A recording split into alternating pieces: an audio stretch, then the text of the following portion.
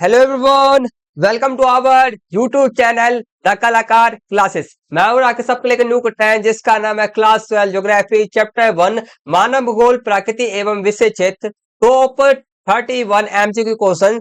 मतलब 17 में से 17 मार्क्स आपके पक्के। जैसे कि आप सभी स्टूडेंट को मैं बता देना चाहता हूँ, सबसे पहले मैं आपसे स्टूडेंट को मैं इस वीडियो का इंट्रो दे देता हूँ। आपको मैं इस क्लास के अंदर मैं क्या क्या कराने वाला हूँ। ठीक है, सबसे पहले आपको मैं बता दूं, ये जो हमारा वीडियो आएगा very very most important video है हमारा। ठीक है, जैसे कि आपको मैं थंबनेल दिखा रहा हूँ वीडियो का, तो उससे आपको पता चल रहा होगा। सबसे पहला हमारा बहुत ज्यादा मोस्ट इंपोर्टेंट वीडियो है हमारा। ठीक है, इसके अंदर हम टॉप 31 एमसी क्वेश्चन को मैं कराने वाला हूँ। ठीक है, और ये मोस्ट इंपोर्टेंट है, इसको देखना बहुत ज्यादा जरूरी है। और ये जो हमारे वीडियो, अगर टोटल हम 8 वीडियो बनाने वाले हैं, मतलब कि टोटल आपके जो ये वाला बुक है, फर्स्ट बुक आपका है, उसमें टोटल आपके 8 चैप्टर हैं। और 8 चैप्टर में से ये आपका फर्स्ट चैप्टर का आपका एमसी क्वेश्चन है। ठीक है, तो इसी प्रकार से आपके टोटल आपके 7 आपके वीडियोस और बनेंगे। ठीक है, बाकी ठीक है, अभी हम मिड टर्म के ही तैयारी करेंगे। ठीक, और आपको मैं जो ये वाला वीडियो बनाने का जो मेरा मेन पर्पस ये है, मेन उद्देश्य ये है, एक लाइन में मैं कहना चाहता हूँ। ठीक है, तो ये मैं है मेरा आपके 17 एप्स के जो क्वेश्चन पेपर होता है, उसमें आपके 17 मार्क्स के आपके एमसी क्वेश्चन आपके आते हैं। ठीक है, तो मेरा मेन उद्देश्य यही है कि आपके 17 में से 17 मार्क्स आपके पक्के हो जाए। मेरा मेन उद्देश्य यही है बस। ठीक है, तो आपको मैं इस क्लास के अंदर मैं टॉप 31 एमसी क्वेश्चन मैं करा रहा हूँ। ठीक है, जिससे कि आपसे, और आपको मैं बता देता हूँ, देखो ये वाले जो टॉप 31 क्वेश्चन आपके हैं, हर साल आने वाले क्वेश्चन, इससे बाहर एक भी क्वेश्चन आपका नहीं आएगा। ठीक है, तो ये जो 31 क्वेश्चन है आपके, है ना, आपके हर साल आपके आते हैं, और इससे बाहर एक भी क्वेश्चन आपका नहीं आएगा। ठीक है, इससे बाहर एक भी क्वेश्चन नहीं आएगा, हर साल यही रिपीटेड होते हैं। ठीक है, तो ये मोस्ट इंपोर्टेंट वीडियो है। तो आशा करता हूँ स्टूडेंट को वीडियो का इंट्रो एकदम बड़े तरीके से समझ में आ गया होगा। तो आज हम अपनी क्लास को शुरू करते हैं।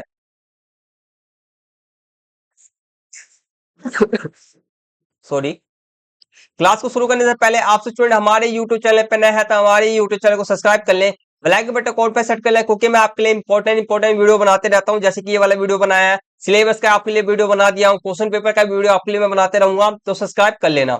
इस वाली वीडियो को लाइक नहीं किया अभी तक, इस वाली वीडियो को लाइक कर दो। इस वाली वीडियो को अपने दोस्तों के साथ में भी शेयर कर देना, ताकि आपके दोस्त का भी 17 में से 17 मार्क्स आपके पक्के हो जाए। और इस वाली वीडियो पर कमेंट करना मत भूलना, आपके लिए वीडियो कितना हेल्पफुल है या नहीं है। आपको देखो, ये आपके लिए मैं आपको बता दूं तो ये बहुत ज्यादा वेरी वेरी, आप बोलते हो ना वेरी इंपॉर्टेंट, बोलते हो ना, उससे भी बड़ा शब्द जो आपके लिए हो ना, वो सामने में वो वाला शब्द भी आपके लिए फेल है। मैं एक्सप्लेन नहीं कर सकता ये आपके लिए कितना मोस्ट इंपोर्टेंट वीडियो आपके लिए। ठीक है, तो आपसे स्टूडेंट को सपोर्ट करना है, सब्सक्राइब करना है द कलाकार क्लासेस को। ठीक है, तो सब्सक्राइब नाउ। अब मैं आपको लाइन बाय लाइन क्वेश्चंस को मैं कराने जा रहा हूँ। ठीक है, तो क्वेश्चंस को कराने से पहले आपसे स्टूडेंट हमारे, देखो एक चीज रहना, क्लास पे फोकस होकर रहना है बिल्कुल ही। ठीक है, क्लास पे बोले, सॉरी, क्लास पूरा फोकस होकर कहना। और दूसरी बात ये है कि आप, मैं हमेशा अपने क्लास के अंदर मैं एक चीज कहता हूँ, ठीक है, एक लाइन कहता हूँ, आपसे स्टूडेंट मेरे वीडियो को शुरू से अंत तक पूरा देखो या ना देखो कोई बात नहीं है। ठीक है, मगर जहां तक भी देखोगे ना वीडियो को, 1 मिनट देखो, 2 मिनट देखो, 3 मिनट देखो भाई, तो वहां तक इंपोर्टेंट एकदम पूरा फोकस होकर के देखना, क्योंकि मैं जितने भी क्वेश्चंस कराता हूँ very very most important questions होते हैं। ठीक है, तो बस लेट्स स्टार्ट करते हैं। सबसे पहला क्वेश्चन आपके सामने है, इसको स्क्रीन को थोड़ा बड़ा कर दिया जाए ताकि आपको क्लियर एकदम दिखाई दे। ठीक है, तो लेट्स बिगिन करते हैं क्लास को। ठीक है, और इसको मैं पीडीएफ बनाने में मुझे 5 घंटे का टोटल आपको समय लगा आएगा। 5 घंटे में टोटल आपके क्वेश्चंस को सारे सारे राइट करे आएंगे। ठीक है, और ये जो सारे क्वेश्चन आपके आएंगे 2025 हो गया, 2024 हो गया, 2023 के आपके आएंगे। ठीक है, 2023, 2024, 25 के आपके ये सारे सारे क्वेश्चन आपके हैं। ठीक है, तो सबसे पहले क्वेश्चन को करते हैं। सर्दी भी हो जाता है ना यार, सर्दी, पता क्या हुआ, अभी कुछ दिनों पहले मुझे सर्दी हो गया, जुकाम हो गया, गला फंसा पड़ा हुआ, सर्दी काफी ज्यादा हो गया है। तो इसमें भी बोलने में भी दिक्कत हो सकता है, बाकी इसके लिए सॉरी। सबसे पहले आपका क्वेश्चन आपके सामने है, निम्नलिखित कथनों में से कौन सा एक भूगोल का वर्णन नहीं करता, कौन सा एक भूगोल का वर्णन नहीं करता, हमारे को बताना है। ठीक है, तो सारा ऑप्शन हमारे को दे रखेंगे। पहला आपका है संकलात्मक, ठीक है, अनुशासन। ठीक है, इसका मतलब ये है कि पहला इसका मतलब समझना। ठीक है, इसका सॉरी, देख रहे हो यार, क्लास भी डिस्टर्ब हो गया ऐसे, सॉरी। सही, ठीक है, तो इसका मतलब आपका ये है कि जैसे कि आपके पास में मैंने बोल दिया कि आपके जो ये वाला चैप्टर है, इसमें दो चीजें, दो टॉपिकों को आपने बहुत ज्यादा पढ़ा होगा। ठीक है, एक तो ये है मानव, एक होता है दूसरा आपका आएगा प्रकृति। ठीक है, दोनों ही क्या है आपके, दोनों ही आपके अलग अलग चीजें हैं। ठीक है, तो दोनों ही अलग अलग चीजों को क्या कर, इसके अंदर में इस शब्द का मतलब ये है कि दो अलग अलग चीजें होते हैं। ठीक है, दोनों अलग चीजों को के अंदर में क्या अंतर है, क्या संबंध है, को समझना। ठीक है, को समझना मतलब कि दो या दो से अधिक, ठीक है, इसका मतलब ये होता है दो या दो से अधिक अलग अलग चीजें होती हैं, अलग अलग वस्तु होता है, दोनों के बीच में अंतर क्या होता है, संबंध क्या, तो के को समझना वह क्या होता है आपका, ठीक है। तो ये वाला जो फर्स्ट वाला आपका का है ना, का, तो ये आपका भूगोल से संबंधित है, ठीक है। दूसरा आपका आएगा मानव और पर्यावरण के बीच अंतर संबंधों का अध्ययन, तो ये अब मानव भूगोल का वर्णन करता ही है। ग आपका ऑप्शन है द्वैतता पर आश्रित, इसका मतलब आपका ये है द्वैतता पर आश्रित मतलब कि दो अलग अलग चीजों की बात किया जा रहा है, इसका मतलब ये है कि द्वैतता पर आश्रित मतलब कि दो अलग अलग चीजों का बात किया जा रहा है और दोनों ही जो अलग अलग चीजें ना एक दूसरे अलग नहीं है, ठीक है, दो अलग चीजों को बात किया जा रहा है और दोनों ही एक दूसरे से क्या आएंगे, एक दूसरे पे निर्भर है, क्या है, अलग नहीं है, एक दूसरे पे निर्भर है, ठीक है, डिपेंडेंट डिपेंडेंट है, ठीक है। तो ये आपका हो गया, तो तीसरा आपका गा भी आपका सही है। तीसरा आपको हम पढ़ते आएंगे, आपका फोर्थ आपका ऑप्शन है प्रौद्योगिकी के विकास के फलस्वरूप आधुनिक समय में प्रासंगिक नहीं, ठीक है, आधुनिक समय में पर क्या है, प्रासंगिक नहीं है, ठीक है, प्रौद्योगिकी का विकास हो गया और वह आधुनिक समय में प्रासंगिक नहीं है, तो ये आपका गलत है, प्रौद्योगिकी अपना आधुनिक समय में क्या है, प्रासंगिक है, ठीक है। तो तीसरा आपका गा जो आपका आएगा इनकरेक्ट है, ठीक है, तो कौन सा सही नहीं है हमारे को बताना था, अब वर्णन भी नहीं कर रहा है, सिंपल सी बात है। आगे करते हैं, नेक्स्ट क्वेश्चन करते हैं। नेक्स्ट क्वेश्चन आपका सेकंड है, निम्नलिखित में से कौन सा एक भौगोलिक सूचना का स्रोत नहीं है, कौन सा भौगोलिक सूचना का एक क्या करता है, स्रोत नहीं करता, भौगोलिक सूचना, ठीक है, भौगोलिक, भौगोलिक का मतलब समझे आप क्या, भौगोलिक का मतलब कि क्षेत्रों की बात किया जा रहा है, कौन सा क्षेत्र कहाँ पर है, कहाँ पर नहीं है, ठीक है, तो इन सब की बात किया जा रहा है।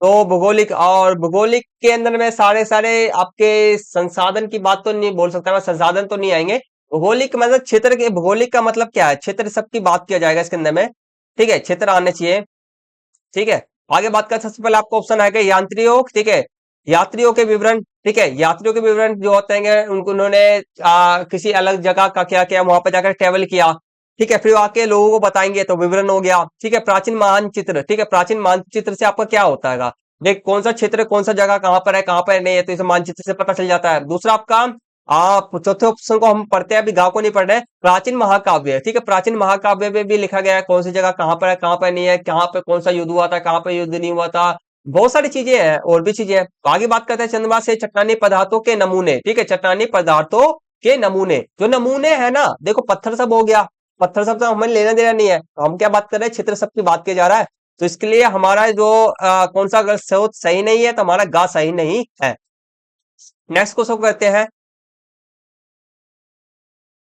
नेक्स्ट क्वेश्चन आपका तीसरा, निम्नलिखित में से कौन सा एक लोग और पर्यावरण के बीच अन्योन्य क्रिया का सर्वाधिक महत्वपूर्ण कारक है, ठीक है, सबसे पहले समझ लो अन्योन्य क्रिया, अन्योन्य क्रिया क्या होता है, इसको हमें समझने की जरूरत है, ठीक है। अन्योन्य क्रिया का अर्थ होता है एक दूसरे पर प्रभाव डालना, ठीक है, इसका मतलब क्या होता है, एक दूसरे पे क्या करना, प्रभाव डालना, ठीक है। तो क्या करते हैं, लोग हो गया पर्यावरण हो गया, दोनों ने एक दूसरे पे क्या करा, प्रभाव डाला, ठीक है। सबसे पहले शुरुआत में आपने इस चैप्टर में पढ़ा होगा, तो सबसे पहले पर्यावरण ने, सबसे पहले क्या था आपका, पर्यावरण प्रकृति ने मानव पर आपका प्रभाव किया, प्रभावित किया, फिर क्या किया, फिर समय बदला, समय बदलने फिर मानव ने प्रकृति को क्या किया, फिर प्रभावित करना शुरू कर दिया, ठीक है। तो दोनों एक दूसरे पर क्या करे, दोनों ने एक दूसरे पर प्रभावित किया, ठीक है। तो हमें बताना है सर्वाधिक महत्वपूर्ण कारक है, ठीक है। अब वह क्या महत्वपूर्ण कारक है, हमारा मतलब कहने बताना है कि दोनों ने एक दूसरे को प्रभावित किया, तो इससे एक नया चीज उत्पन्न हुआ, ठीक है, एक नए पदार्थ का निर्माण हुआ, तो वह क्या है हमारे को बताना, तो इसका राइट आंसर का खा है प्रौद्योगिकी।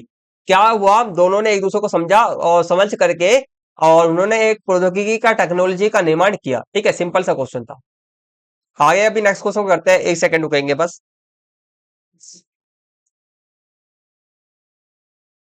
चलो नेक्स्ट क्वेश्चन करते हैं। नेक्स्ट क्वेश्चन आपके सामने है, निम्नलिखित में से कौन सा एक मानव भूगोल का उपागम नहीं है, ठीक है, मानव भूगोल का एक क्या है, एक उपागम नहीं है, ठीक है। तो आपको दिखा है उपागम का मतलब क्या होता है, देखो मानव भूगोल का क्या है, उपागम नहीं है, ठीक है। जैसे कि मानव जो भूगोल है ना, उसका कैसे कैसे शुरुआत हुआ, ठीक है, सॉरी कैसे कैसे शुरुआत हुआ, तो उसमें से कौन सा नहीं है हमारे को बताना, तो इसका राइट सबका खा है मात्रात्मक, ठीक है, मात्रात्मक क्रांति, ये नहीं है आपका। नेक्स्ट आपका क्वेश्चन है, मिलान करना है हमारे को, ठीक है, तो मिलान करने के लिए हमारा लिंग भूगोल किससे आएगा, हमारा महिला से आएगा, ठीक है। चिकित्सा भूगोल आपका किससे आएगा, महामारी से आएगा। निर्वाचन भूगोल आपका चुनाव से आएगा और सैन्य भूगोल आपका सैन्य विज्ञान से आपका आएगा, ठीक है। तो ये सिंपल सा क्वेश्चन था मिलान वाला। नेक्स्ट क्वेश्चन करते हैं, नेक्स्ट क्वेश्चन आपका, निम्नलिखित में से किसी विचारधारा ने प्रत्यक्ष अनुभव पर बल दिया, किसी विचारधारा ने प्रत्यक्ष अनुभव पे बल दिया, ठीक है, प्रत्यक्ष अनुभव, ठीक है। जैसे कि क्या होता है एक्सपीरियंस, जैसे कि मैंने बोल दिया कोई बंदा बोल रहा है ना घर पे, आज घर पे बैठे बैठे ना, जैसे कि मैंने बोल दिया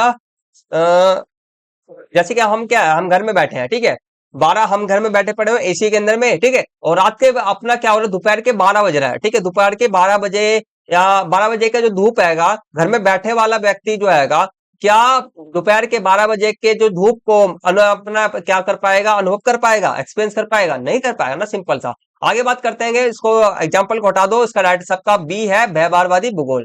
नेक्स्ट क्वेश्चन आपके सामने है, निम्नलिखित में से किसने मानव भूगोल को पृथ्वी को नियंत्रित करने वाले भौतिक नियमों और तथा मतलब कि एक विचारधारा, मतलब कि क्या है ये मनी आपका मानव भूगोल का क्या है, परिभाषा है, ये किसने कहा है, हमारे को बताना है। इस पर रहने वाले जीवों के मध्य संबंधों के अधिक संश्लेषित ज्ञान से उत्पन्न संकल्पना के रूप में परिभाषित किया, ठीक है, तो ये एक मानव भूगोल का क्या है, परिभाषा है, तो किसने ये परिभाषा दिया, हमारे को बताना है। तो इसका राइट सबका सी है, पॉल बिडाल दी ला ब्लास, इसने उन्होंने दिया था। बाकी टोटल आपके कितने परिभाषा आपके हैं, टोटल आपके 3 परिभाषा आपके सामने विचार परिभाषा आपके साथ है, ठीक है, अलग लोगों ने 3 परिभाषा टोटल दिए हैं, ठीक है। 8वां क्वेश्चन, 8th क्वेश्चन, निम्नलिखित में से किस विचारधारा का संबंध लोगों के सामाजिक कल्याण के विभिन्न पक्षों से है, ठीक है, सामाजिक कल्याण के विभिन्न पक्षों से है, कौन सी विचारधारा का, तो इसका राइट सबका बी है, मानवतावादी। नेक्स्ट क्वेश्चन आपके सामने है, निम्नलिखित उपागमों को समय के आधार पर आरोही क्रम में व्यवस्थित कीजिए और सही विकल्प का हमें चयन करना है। पहले तो आपको पता होना चाहिए आरोही क्रम क्या होता है, ठीक है, क्रम में व्यवस्थित कीजिए, ठीक है, तो हमें करना है आरोही क्रम का मतलब क्या होता है आपका, बढ़ते हुए क्रम में, पहले 1 आता है, फिर 2 आता है, फिर 3 आता है, फिर 4 आता है, इस प्रकार से, ठीक है। और अवरोही का मतलब क्या होता है, उल्टा, 4 आएगा, 3 आएगा, 2 आएगा, फिर 1 आएगा, ठीक है, तो हमें पहले वाले इस वाले में पैटर्न हमें डालना है, अब आरोही क्रम में हमें लगाना है, ठीक है। तो सबसे पहले आपका अन्वेषण विवरण आएगा, फिर प्रादेशिक विशेषण आपका आता है, फिर क्षेत्रीय विविधन आता है, फिर जाके आपका स्थानीय संगठन आता है, ठीक है। तो आपका तीसरा चौथा पहला दूसरा, तीसरा चौथा पहला दूसरा, तो इसका सी इसका राइट आंसर आपके सामने है, सी इसका राइट आंसर आपका है, ठीक है। नेक्स्ट क्वेश्चन करते हैं, 10th क्वेश्चन, डैश विचारधारा ने निधनता के कारण बंधन और सामाजिक असमानता की व्याख्या के लिए मार्क्स के सिद्धांत का उपयोग किया, ठीक है, कौन सी विचारधारा ने निधनता के कारण बंधन और सामाजिक असमानता की व्याख्या के लिए मार्क्स के सिद्धांत का प्रयोग किया, तो इसका राइट आपका सी है, अमूलवादी ने किया था। नेक्स्ट क्वेश्चन आपके सामने है, निम्न में से किसने रुको और जाओ निश्चयवाद की संकल्पना प्रस्तुत किया, रुको जाओ किसने दिया था, ठीक है, तो इसका राइट आपका ए है, गिफिट टेलर। आपके ये सारे सारे क्वेश्चन आपके सामने आपके बुक के ही हैं, कोई बाहर से बिल्कुल भी नहीं आया है, ठीक है। नेक्स्ट क्वेश्चन आपके सामने है, परिवहन से अनुकूलन व समायोजन की प्रक्रिया तथा इसका रूपांतरण पृथ्वी के धरातल पर विभिन्न परिस्थिति, ठीक है, परिस्थितिकीय रूप से डैश में मानव के उदय के साथ आरंभ हुआ है, ठीक है, तो ये सब हुआ है, तो ये कौन सा इसका हम फिलअप हमें भरना आएगा, यहाँ पे कौन सा वर्ड आएगा, तो इसका सबका आएगा ए, परिस्थितिकीय, ठीक है, परिस्थितिकी कि ये निकेत इसका राइट आंसर आपका है, ठीक है।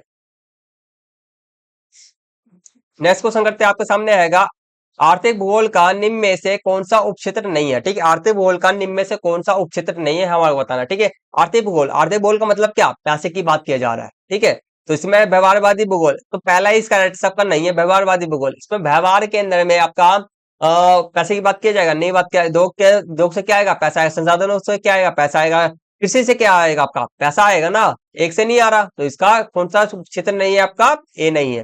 नेक्स्ट क्वेश्चन आपके सामने है, निम्न में से कौन सा मानव भूगोल का उपागम नहीं है, मानव भूगोल क्या आएगा, उपागम नहीं है, मतलब कि मानव भूगोल का विकास कैसे कैसे हुआ, ठीक है, तो कौन सा इसमें से नहीं है, हमारे को बताना है, तो इसका राइट सबका आएगा डी, प्राकृतिक का मानवीयकरण, ये नहीं है आपका। नेक्स्ट क्वेश्चन आपके सामने है, निम्न में से किस भूगोलवेता का संबंध संभववाद से है, ठीक है, संभववाद से कौन से भूगोलवेता का संबंध है, तो इसका राइट सबका बी है, विडाल डी लाब्लास, ठीक। नेक्स्ट क्वेश्चन आपके सामने है, इसको करते हैं, निम्नलिखित कथनों का अध्ययन कीजिए तथा दिए गए विकल्पों में से सही विकल्प हमें चुनना है, ठीक है।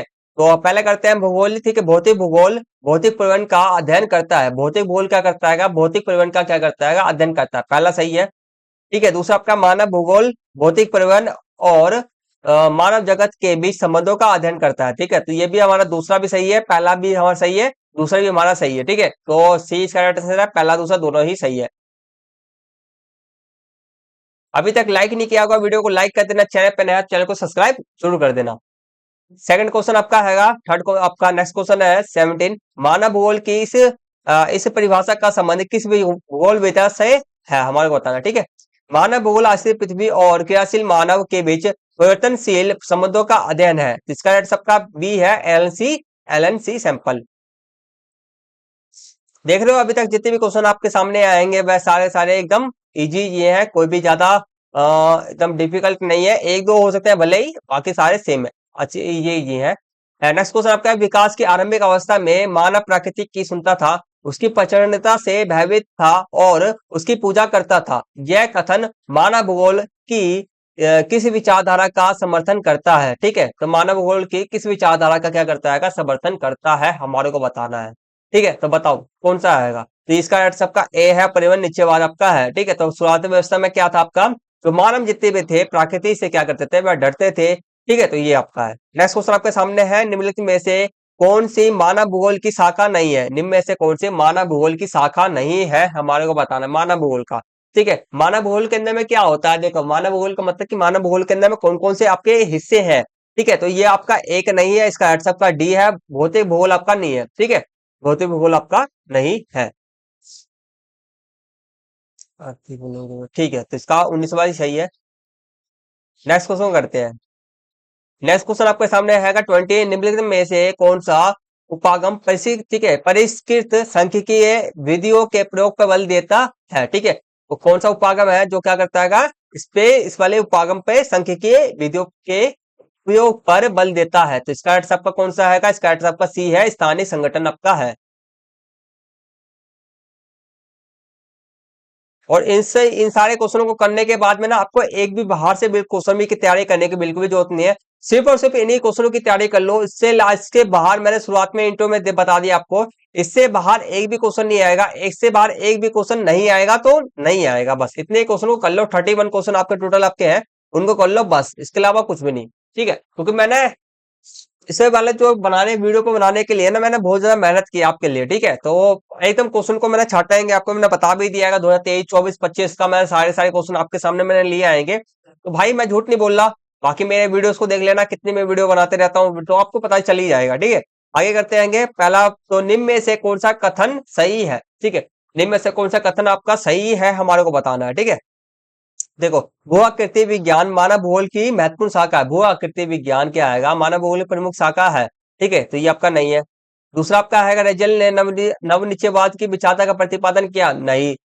वो ठीक है, प्रौद्योगिकी किसी समाज के सांस्कृतिक विकास के स्तर का सूचक होता है, तो सी इसका राइट आंसर आपका है। ठीक है, प्रौद्योगिकी क्या करता है, किसी समाज के सांस्कृतिक विकास का, किसी भी समाज का सांस्कृतिक विकास कितना हैगा, कितना हाई है, कितना नहीं है, तो वह क्या होता है, जैसे कि अपना जापान ले लेते हैं। ठीक है, जापान के अंदर में टेक्नोलॉजी बहुत ज्यादा है। ठीक है, तो वहां पर सांस्कृतिक विकास भी क्या आएगा, बहुत ज्यादा उत्तम, ऊंचा है, हाईएस्ट है। बाकी अपना भारत भी उससे कुछ कम नहीं है। ठीक है, बात करते हैं, तो इसका राइट आंसर आपका सी है। सर्दी हो रखी है यार, बहुत दिक्कत हो रहा है बहुत ज्यादा। नेक्स्ट क्वेश्चन आपके सामने आएगा, परिवहन के जाल को पुनः निम्नलिखित में से किस रूप में वर्णित किया जाता है। ठीक है, परिवहन के जाल को निम्नलिखित में से किस रूप में वर्णित किया जाता है, तो इसका आंसर सबका खा है, परिसंचरण की धर्मनिया।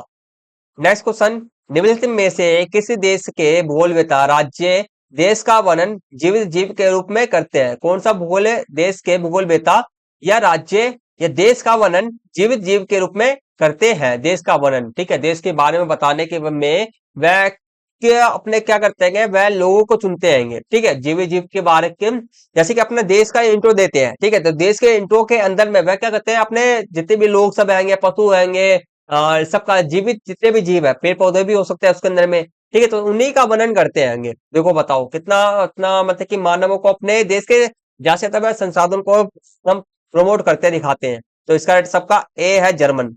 जर्मन नहीं बोल सकते हो, जर्मन बोल सकते हो, जर्मनी बोल सकते हो, सेम ही भाषा है। ठीक है, आगे करते हैं। नेक्स्ट क्वेश्चन आपके सामने हैगा ना, तो और मैं आपको एक चीज बताना चाहता हूँ। ठीक है, इसमें जितने भी क्वेश्चन आपको मैं करा रहा हूँ सारे सारे मोस्ट इंपोर्टेंट क्वेश्चन है, तो इसलिए मैं आपको ये नहीं बोलते चल रहा हूँ कि भाई ये वाला मोस्ट इंपोर्टेंट क्वेश्चन है, इसको याद कर ही लेना, ये वाला मोस्ट इंपोर्टेंट इस वाले क्वेश्चन को याद कर ही लेना। इसलिए आपको मैं एक भी क्वेश्चन पे ये नहीं बोल रहा हूँ मैं। ठीक है, क्योंकि सारे सारे मोस्ट इंपोर्टेंट क्वेश्चन है और कोई सा भी कहीं से भी उठ के आ जाएगा भाई, तो सारे के पे ही ध्यान देना। तो नेक्स्ट क्वेश्चन आपके सामने हैगा, ना तो यह भी नितांत आवश्यकता की स्थिति है और ना ही यह भी नितांत अस्वतंत्रता की दासा है, उपयुक्त कथन किस विचारधारा का से संबंधित है। ठीक है, तो इसका राइट आपका डी है, नवनिश्चयवाद। इसका मतलब क्या है, इस लाइन का मतलब यह है कि भाई हमें जितने भी संसाधन है ना उसको हमें सही से यूज करना है। ठीक है, हमें ना तो संसाधनों को नुकसान पहुंचाना है, ठीक है, और हमें संसाधनों को नुकसान भी नहीं पहुंचाना है, और उसको बचा करके हमें आने वाली पीढ़ी को भी हमें देना है। ठीक है, तो हमें उस प्रकार से हमें संसाधनों का यूज करना है। ठीक है, बस इसका मतलब यही है। नेक्स्ट क्वेश्चन करते हैं। नेक्स्ट क्वेश्चन आपके सामने आएगा, निम्नलिखित में से सुमेलित नहीं है, कौन सा सुमेलित नहीं है हमारे को बताना है। पहला आपका आएगा रेड जल। रेड जल ने क्या कौन सी विचारधारा, क्या विचारधारा दिया था, परिवहन नीचेवाद दिया था। ठीक है, एनालिसिस सैंपल क्या है, कल्याणकारी भूगोल। ठीक है, तो इसको देखते हैं अभी। ग्रिफिथ टेलर आपका क्या आएगा, नवनिश्चयवाद, बिल्कुल सही है। मिडाल दी लाबला संभववाद, ये भी बिल्कुल सही है, तो इसका आंसर सबका बी नहीं है, एनालिसिस सैंपल कल्याणकारी भूगोल आपका नहीं दिया था। ठीक है, नेक्स्ट क्वेश्चन करते हैं। नेक्स्ट क्वेश्चन आपके सामने आएगा 26।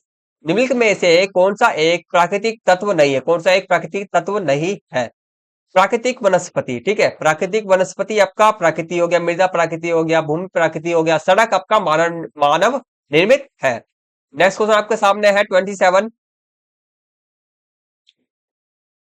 निम्नलिखित में से कौन सा एक विषय के रूप में भूगोल का मुख्य सरोकार नहीं है। ठीक है, मुख्य सरोकार है। ठीक है, मुख्य सरोकार का मतलब क्या है, क्या इसके अंदर में भूगोल का मुख्य सरोकार का मतलब कि मुख्य उद्देश्य क्या है। ठीक है, भूगोल का मुख्य उद्देश्य क्या है। ठीक है, मतलब कि हम भूगोल को पढ़ रहे हैं तो भूगोल के भाई या भूगोल एक सब्जेक्ट बनाया गया। ठीक है, तो उसमें हमें सीखना क्या होता है, हम पढ़ते क्या है। ठीक है, हम भूगोल पढ़ रहे हैं तो हमारे उससे हमें क्या सीखने को मिलेगा, और हम भूगोल पढ़ ही क्यों रहे हैं।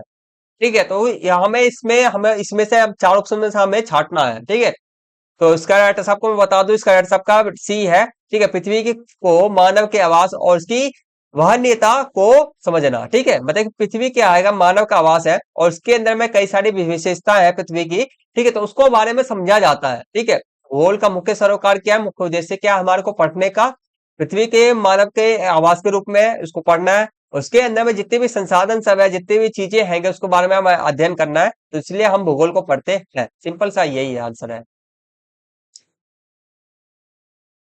28। 28 कहाँ गया, 28 क्वेश्चन लिखा ही नहीं मैंने। एक सेकंड रुकेंगे क्लास में, एक सेकंड, हम एक सेकंड भी नहीं रुक सकते। ठीक है, 28 क्वेश्चन जो भी होगा ना, 28 क्वेश्चन अब इसमें मैंने लिखा नहीं है। अगर क्वेश्चन मैंने लिखा होगा, ठीक है, क्वेश्चन मैंने लिखा हो तो आपको मैं कमेंट से जो अपना डिस्क्रिप्शन है ना, ठीक है, या कमेंट्स में दे दूंगा या डिस्क्रिप्शन के अंदर में आपको मैं दे दूंगा। ठीक है, वहां से आप देख लेना। बाकी बात करते हैं नेक्स्ट क्वेश्चन करते हैं। स्टॉप नहीं कर सकते हैं इसको, स्टॉप करूंगा तो पूरा वीडियो ही रुक जाएगा। ठीक है, आगे क्वेश्चन को हम कर नहीं पाएंगे। नेक्स्ट क्वेश्चन आपके सामने आएगा 29। ठीक है, भूगोल में पृथ्वी के धरातल को समझने के लिए निम्नलिखित में से कौन सा अविभाज्य है। ठीक है, निम्न में से कौन सा अविभाज्य है हमारा बताना है, तो इसका राइट सबका बी है, प्राकृतिक और मानव दोनों क्या है, एक दूसरे से जुड़े पड़े हुए हैं, अविभाज्य। और दोनों अविभाज्य का मतलब क्या हुआ, एक दूसरे से जुड़े हुए आएंगे। ठीक है, इन दोनों को कोई भी अलग नहीं कर सकता। ठीक है, आगे करते हैं। नेक्स्ट क्वेश्चन आपके सामने है 30। नेक्स्ट क्वेश्चन आपके सामने है 30। एक विषय के रूप में भूगोल का मुख्य सरोकार निम्नलिखित में से कौन सा है। ठीक है, अभी हमने ऊपर में करके आया था, उसके अंदर में कई सारे वर्डिंग्स थे, बट इस वाले में हमारे पास थोड़ा सा कम वर्डिंग्स है, तो आगे देखते हैं। ठीक है, पढ़ते रहेंगे।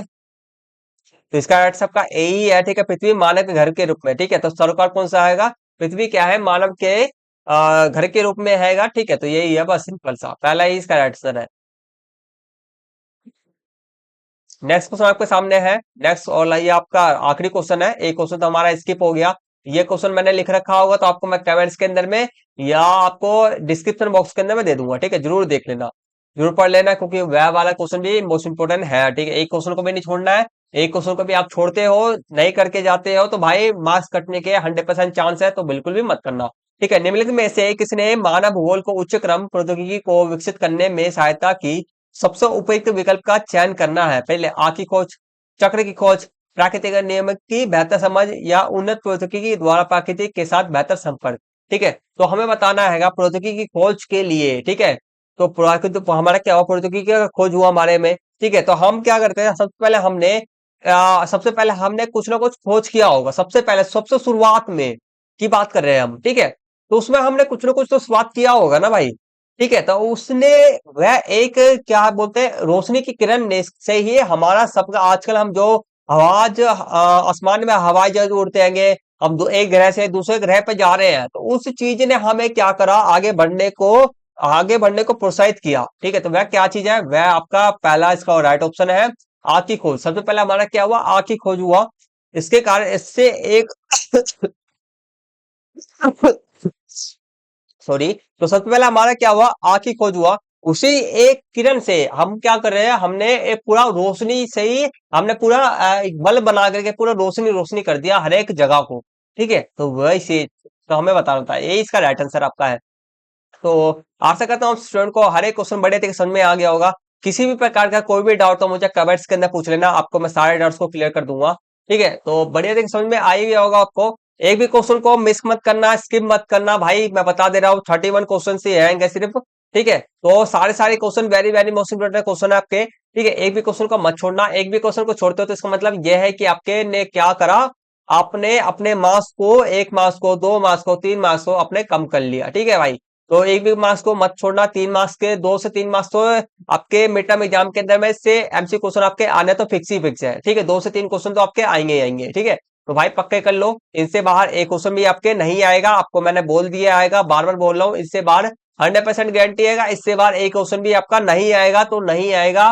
बार बार चिल्ला के मैं बोल दिया, क्लास की शुरुआत में भी बोल रहा हूँ, क्लास के लास्ट में भी बोल रहा हूँ, बस। तो आज की क्लास को हम यहीं पे फिनिश करते हैं, मिलते हैं जल्दी से नेक्स्ट वीडियो के साथ में। नेक्स्ट वीडियो हमारा जो होगा शायद हमारा इसी वाले चैप्टर का मैं आपको शॉर्ट क्वेश्चन लॉन्ग क्वेश्चन का वीडियो दे दूं, या मैं आपको सेकंड चैप्टर का एमसी क्वेश्चन आपको मैं कराऊंगा, ठीक है। तो आपसे स्टूडेंट हमारे यूट्यूब चैनल पर है तो हमारे यूट्यूब चैनल को सब्सक्राइब कर लो, फटाफट से सब्सक्राइब करके रख लो, बेल आइकन बटन को ऑन पे सेट कर लेना, क्योंकि वीडियो का नोटिफिकेशन आपको टाइम टू टाइम मिल जाए। और इस वाले वीडियो को अभी तक लाइक नहीं किया, लाइक कर दो, दोस्तों के साथ में शेयर कर दो, इस वीडियो पर कमेंट करना मत भूलना, क्योंकि ये वीडियो बहुत ज्यादा मोस्ट इंपोर्टेंट है, आपके लिए मैंने मेहनत किया, तो एक लाइक तो बनता ही है, फटाफट से लाइक कर दो। तो आज की क्लास को यहीं पे फिनिश करते हैं, मिलते हैं जल्दी से नेक्स्ट वीडियो के साथ में। और लास्ट में मैं एक लाइन कहना चाहूंगा, लाइन ये है कि एजुकेशन इज अवर पावर, ठीक है। तो ये जो लाइन आपके आएगा, ठीक है, इसको हमेशा अपने साथ में कहते रहा करो, इससे आपको मोटिवेशन हमेशा मिलते रहेगा, ठीक है। तो बोलते रहा करो, education is our power. Let's finish the class.